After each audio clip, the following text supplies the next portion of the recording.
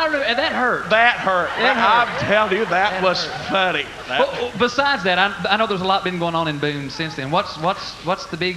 I got to tell you this story real fast, and we're going to go to Karen Peck and New River. There was a deacon there in Boone, and he was in the hospital, and he had surgery and had tubes in his nose and everything. And one of his pastor come in, and he just knelt down beside his bed, and he looked over and said, "Brother George, I'm going to pray that God will heal you." And the preacher just knelt beside his bed and just went to praying for God to heal him.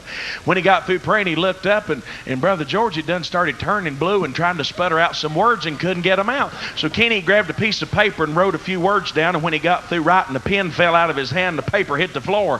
Brother George died. Ooh.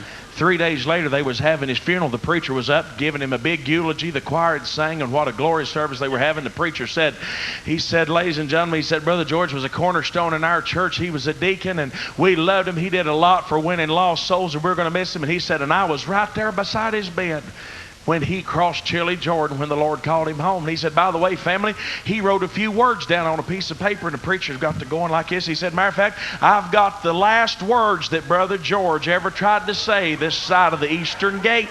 And he opened up that piece of paper in front of that family and that church full of people, and he said these were his last words, and he read, Dear Pastor, you're kneeling on my oxygen tube, would you back off?